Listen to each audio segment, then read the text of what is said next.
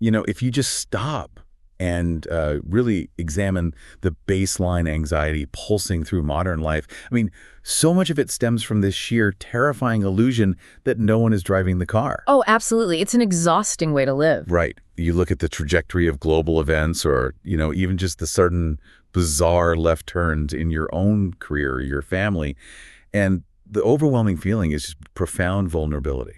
Yeah, like we're all just making it up as we go. Exactly. Just reacting to this chaotic collision of human willpower and, blind statistical probability. And that exhaustion, the vulnerability you're talking about is exactly why we are spending time today fundamentally dismantling that worldview. Which is so needed. It really is. We're going to look at an entirely different architecture for understanding reality. Well, welcome to a deep dive into exactly that architecture. Today, we are exploring theology proper, which is a subset of systematic theology being taught at Berean Baptist Church in Oklahoma, Florida. Such a fascinating framework. It really is. Specifically, we're going deep into the teachings of Dr. Peter Jensen and Dr. David Downs on the topic of God's providence. The mission here for you listening is to tackle this massive, unnerving, yet deeply comforting question. Right. Is God actually at work in all things? Yes, not just the miracles, not just the quote-unquote good things, but the granular, everyday mechanics of the universe. Well, and to be clear right off the bat, we need to clarify what this theology is not talking about. A good point. Let's set the table. Right. So this explicitly rejects the ideas of, luck or fate, karma, blind coincidence. None of that. None of it. Instead, the focus is on a living God who is personally and purposefully involved in his world. So to understand that purposeful involvement, we first have to look at the mechanics of how God actually interacts with the universe on a daily basis, right? Yeah, and to get to the bottom of that, this theology presents two foundational pillars: preservation and governance. Okay, let's start with preservation. So we often operate under the assumption that existence is just like a static property. The universe exists, the laws of physics are set, and things just keep running because momentum carries them forward. Like a giant cosmic machine. Exactly. But this theology argues the exact opposite. Existence is not a property the universe possesses on its own. Well, really? So it doesn't just sustain itself? Not at all. It is a reality that is actively, continuously sustained by God, second by second. I love this analogy for it. So many people imagine God as this cosmic clockmaker. Yeah. He wound up with the universe, stepped back, and is just letting it tick down. Yeah, the deist view. Right. But this framework presents God more like a live conductor. He's actively directing every single section of the orchestra, moment by moment. That's a perfect way to put it. We're talking about a microscopic, continuous infusion of reality. So like the gravity anchoring you to the floor as you listen to this right now, or the intricate exchange of oxygen in your bloodstream. It doesn't just happen. According to this, it is actively upheld. The book of Acts, chapter 17, verse 24-28, frames this perfectly. Oh, I know that one. Yeah, it describes every single breath you take as an act of mercy. Life isn't on autopilot. Creation depends entirely on the creator to just, not dissolve into nothingness. That is wild to think about. And once you apply that logic of moment-by-moment preservation, it just naturally scales up to the second pillar, right? Yes, the governance of human history. Because if he's managing the oxygen in your lungs, he's also managing the geopolitical borders of the globe. Exactly. We see this in Daniel 4, verse 34-35. The text makes this sweeping claim about governance, that nations rise and fall under his specific rule. And the psychological implication of that is just profound. It changes everything. Scripture never presents a God who is anxious. Right. He's not like watching a 24-hour news cycle wringing his hands. Pacing the floor of heaven, no. He is never outmaneuvered by a political shift or surprised by an economic collapse. History is being purposefully moved toward a designated endpoint. The emotional shift this demands from you, the listener, is massive. If you truly internalize that you are not just a self-sustaining organism navigating a cold void. Which is terrifying. So terrifying. But if every meal, every breath, every seemingly mundane Tuesday is a direct, governed provision. It completely annihilates human entitlement. It really does. It moves you into a state of profound humility and radical dependence. And here's the huge but, the moment you establish that level of active divine control, you immediately hit the hardest philosophical wall in human history. Oh, yeah. The problem of evil. Right. Let's unpack this. Right. Because if we establish that God is actively governing all history and sustaining every moment, we have to talk about the bad notes in the symphony. The collateral damage. Exactly. What about human malice? What about the sheer, undeniable reality of evil and suffering? I mean, if God's plan is never threatened and he actively governs everything, doesn't that make human choices completely meaningless? Like we're just acting out a script. Yeah. Are we just robots? Why bother trying to make moral choices at all? It is the ultimate tension. But the brilliance of the theology taught by Dr. Jensen and Dr. Downs is how it handles this paradox. How so? Well, it refuses to dilute either side of the equation. The framework holds two seemingly contradictory truths at the exact same time. Okay, so lay them out for us. First, God is completely sovereign over all things. And second, human beings make real, uncoerced choices that carry real, eternal consequences. So divine rule doesn't just cancel out human obedience. Exactly. They operate concurrently. You aren't a robot. When you choose to act, that choice is genuinely yours. You desire it, you choose it, you own it. Okay. But the mystery of providence is that your freely made choices operate entirely within the boundaries of God's overarching governance. Okay, I have to push back a bit here. Let's push this into the deep end. Go for it. What happens when those human choices are purely destructive? Does providence mean God is the author of sin? Because if everything traces back to his active governance, the logical leap for a lot of people is to say, well, God ordained this tragedy, therefore he's morally responsible for the evil. And that is a very natural leap. But the theology builds a massive firewall against that exact conclusion. How does it do that? By drawing heavily on James 4, verse 13-17. The teaching explicitly states that God is entirely holy. There is zero darkness in him. Right. He doesn't tempt anyone. Exactly.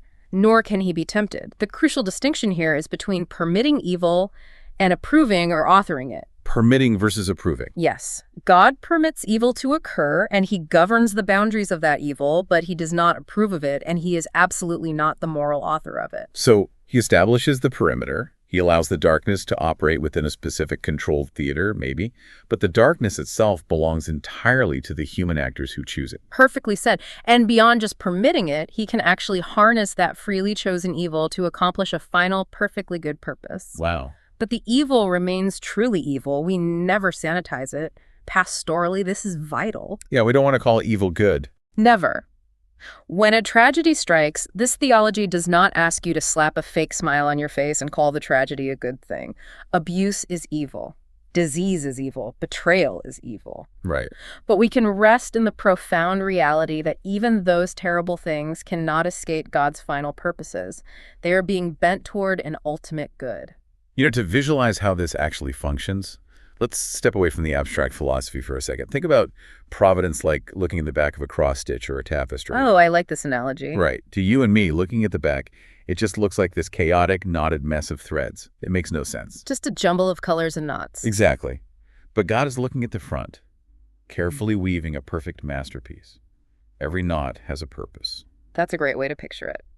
And the theology provides specific historical case studies to show how this dynamic plays out in the dirt and grime of real human lives. Let's look at some of those. Where do we start? Let's look at providence through suffering. The story of Joseph in Genesis, chapters 37 through 41. Oh, man. Joseph. If we're talking about providence absorbing human malice, Joseph is the blueprint. He really is. You read that narrative, and it is a masterclass in human dysfunction. Just a chain of disasters. Mm-hmm. Betrayed by his own brothers out of sheer jealousy. Thrown in a pit. Sold to human traffickers. And they tell their dad he was ripped apart by a wild animal. Horrible. Then he ends up in Egypt, gets falsely accused by his boss's wife, and rots in a foreign prison, completely forgotten by the people he helped. Right. To anyone watching that timeline unfold, the back of the tapestry looks like a chaotic mess. Well, they're broken. But the brothers' wicked choices were fully their own. God did not put the malice in their hearts, yet God was actively weaving rescue through their pain. Which leads to this massive paradigm shift in Genesis 50, verse 20. Joseph is eventually elevated to second in command of Egypt, right? Yeah, a severe famine hits. And the only reason the known world, including his treacherous brothers, doesn't starve is because Joseph is in power, stockpiling grain. And when the brothers finally realize who he is, they are terrified. Understandably. But Joseph looks at them and delivers basically the thesis statement of this entire theology. He says, you meant evil against me, but God meant it for good. Notice the duality there. You meant evil. The moral culpability rests entirely on the brothers. Their actions were sinful, but Yeah. God meant it for good. God's intention was running parallel to their wicked intention. He was utilizing their genuine malice as the exact vehicle to save thousands of lives. The evil wasn't excused, but it was swallowed up and repurposed. It's incredible to see providence at work when the final victory is that loud and undeniable. But, it's a completely different challenge when the mechanics of providence are silent or when God seems totally hidden. Which brings us to a wildly different case study, the Book of Esther. Yes, providence when God seems hidden. Esther is arguably the most fascinating text on providence because God's name is conspicuously missing from the entire book. Like entirely. Entirely. If you read chapters 2, 4, 6, and 9, you will not find a single explicit mention of God. There are no burning bushes, no parting seas. No prophetic voices thundering from heaven. It's just a sequence of incredibly tense political maneuvering in the Persian Empire. Yet the heavy machinery of God's governance is deafeningly loud precisely through the mundane. Right, the whole Jewish population is facing an impending genocide. And how is the rescue orchestrated? Through an orphan girl happening to win a beauty contest to become queen. Through her uncle happening to overhear an assassination plot. Exactly. And the pivot point of the entire narrative happens because the king happens to have a bout of insomnia one night, asks for the historical records to be read to him to put him to sleep, and here's the exact entry about Esther's uncle saving his life years earlier. Insomnia. The entire fate of a nation hinges on a guy not being able to sleep on a specific Tuesday. It completely shatters the idea that providence only operates through miraculous interruptions. Yeah, the ordinary events, the delays, the sleepless nights, the coincidental conversations. It shows God works through ordinary events and is never absent from history, even when hidden. And sometimes that governance doesn't just hide. It actively opposes what we assume is best. Oh, you're talking about Paul. Yes, the Apostle Paul, providence in mission and hardship. Right, look at Acts 16. Paul is this incredibly effective church planter. He's trying to go into specific regions in Asia to preach the gospel, which is something God explicitly commanded him to do. Good things. Exactly. Yeah. Yet the text says the Holy Spirit forbade them or kept them from entering those regions, a missionary being blocked from doing mission work by God himself. It makes absolutely no sense on paper, but it forces us to confront how we define God's will. We have this terrible habit of equating God's will with maximum comfort and efficiency. Oh, for sure. If a door opens, it must be God. If a door closes, we assume it's the enemy. But Paul's life dismantles that. The closed doors in Asia were actively steering him toward Macedonia, reshaping the entire trajectory of the early church. And it gets even more intense, doesn't it? In 2 Corinthians 12, verse 7 to 10, Paul talks about being given a thorn in the flesh. We don't know exactly what it was. Maybe a physical ailment, maybe intense persecution. But it was agonizing. He begs God 3 separate times to remove it. He's basically saying, I could be so much more effective for you if you just fix this. But the answer is no. God's he'll remove the weakness. He repurposes it. He tells Paul, my grace is sufficient for you, for my power is made perfect in weakness. Wow. Providence here isn't delivering Paul from the hardship. It's transforming the hardship into a stage for grace. The weakness became the provision. Which naturally leads us to the ultimate proof of all this. If Joseph, Esther, and Paul show us the mechanics on a localized scale, Dr. Jensen and Dr. Downs point to one specific event that serves as the undeniable proof of this theology. The cross. Yeah. The crucifixion of Jesus Christ is the absolute apex of providence. It is the perfect intersection of the worst human sin and the wisest divine plan. You have corrupt religious leaders, a cowardly Roman governor, a bloodthirsty mob. And their choices were entirely their own, deeply wicked and fully autonomous. They unjustly executed the Son of God. Evil didn't win, though. Right. It's the darkest moment in history.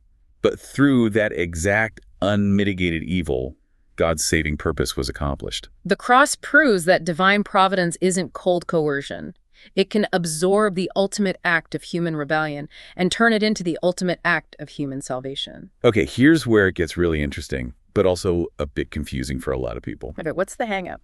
If God is so sovereign that he's already ordained the ends of everything from the cross down to our daily lives, why should we bother praying?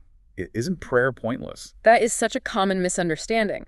But the theology counters this by explaining that God ordains the ends and the means. The ends and the means. Unpack that for us. Think about a harvest. If God decrees the end result, a massive crop of wheat, he simultaneously decrees the means. He ordains that a farmer will buy the seed, plow the soil, water the ground. The harvest won't happen without the farmer's labor. Exactly, because the labor is the designated mechanism for the harvest. So prayer is the labor. Precisely.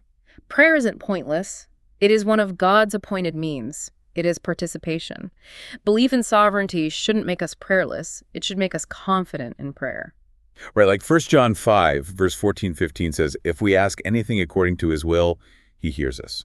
You aren't just shouting wishes into the void. Which brings up the emotional application of all this, because so much of our lack of prayer is just rooted in anxiety, right? We're terrified of the unknown. Oh, absolutely. But look at how Jesus addresses anxious people. He doesn't shame them. No, in Matthew 6, verse 25-34, he redirects them to the Father's care.